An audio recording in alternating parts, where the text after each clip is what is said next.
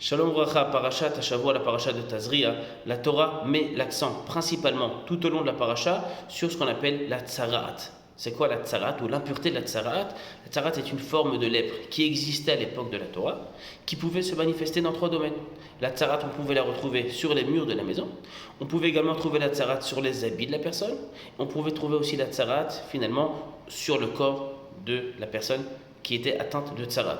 La tsarat n'est pas une maladie dans le sens médical du terme. Quelqu'un qui était touché par cette tsarat, par cette lèpre, n'allait pas voir un médecin, il allait voir un médecin particulier, le médecin de l'âme, qu'on appelle le Kohen. Le Kohen pouvait décider si la personne était atteinte de tsarat ou pas. Pourquoi il y a la tsarat? Qui est touché par cette tsarat? Les Chacham disent que le Metzora, le lépreux, ce n'est autre qu'une personne qui est Motzi Ra. Motsira, c'est quoi? C'est quelqu'un qui met en relief le mal qu'il y a chez les autres. Chacun d'entre nous a des qualités, chacun d'entre nous aussi a des défauts. Le Baal Lashon Hara, le Metzora, ce qu'il importe, c'est de regarder le mal chez les autres. Il ne fait que regarder le mal chez les autres. Attention, il dit la vérité. Le Lashon Hara, c'est uniquement si c'est la vérité. Si c'est faux, c'est du Motzi Shemra et c'est encore beaucoup plus grave. On parle de quelqu'un qui dit la vérité. Mais même si tu dis la vérité, pourquoi regarder les défauts des autres? Quelqu'un qui regarde les défauts des autres, la Torah nous dit que le Metzora a un statut particulier. Badad yeshev mihutz lamachane moshavo. Il doit quitter le camp. Il doit quitter le campement. Il doit quitter son habitation. Il doit quitter sa maison. Quelqu'un qui est impur par la mort peut habiter dans le Machane Levia, dans le deuxième niveau de campement. Quelqu'un qui est atteint d'une impureté qui sort de son corps doit quitter le Machane Levia, le deuxième niveau de campement, mais il peut rester chez lui à la maison. Le Metzora, qui n'a fait que dire des choses vraies, si ça se trouve, doit quitter sa maison. Pourquoi? Pour deux raisons. Premièrement, quelqu'un qui voit le mal chez les gens. Quelqu'un qui toute sa vie regarde les défauts des gens, c'est quelqu'un de nocif, c'est quelqu'un de toxique. On ne peut pas faire en sorte qu'il reste habité là où il est. Mais par la suite, justement, en s'éloignant un petit peu de la société, il va se rendre compte très vite d'une seule chose. L'homme est une créature sociale. L'homme aime être en société si cette société-là est bien gérée.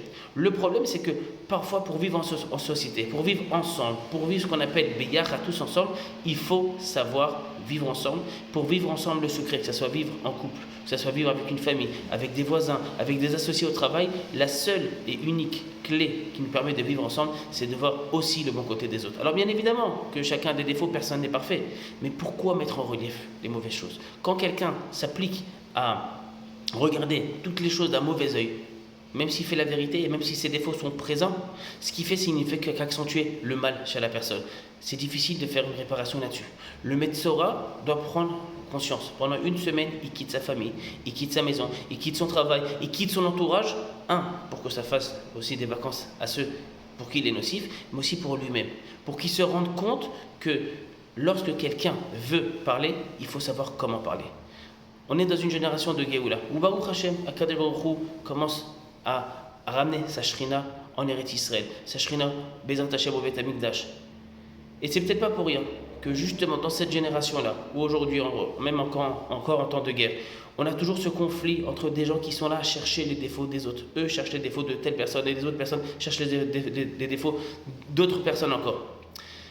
C'est peut-être pas pour rien qu'Akadosh Baruch Hu, qui a fait des prodiges énormes, a fait en sorte que dans notre génération, dans une génération particulière, de retour en Eretz Israël, Akadosh Baruch Hu nous a envoyé un des grands maîtres du judaïsme qu'on appelle le Chafetz Chaim. Le Chafetz Chaim a dédicacé une grande partie de sa vie justement à expliquer aux gens, au travers de ses livres, au travers de ses drachot, l'importance du verbe, l'importance du dibour, l'importance de la parole.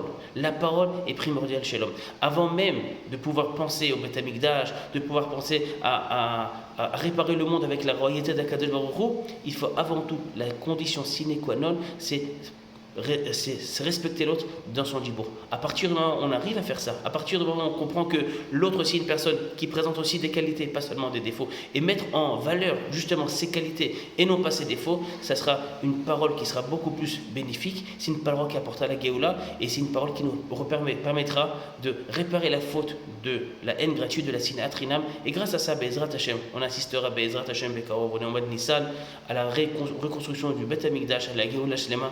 du Ham Israël. Shabbat Shalom, Umvorach.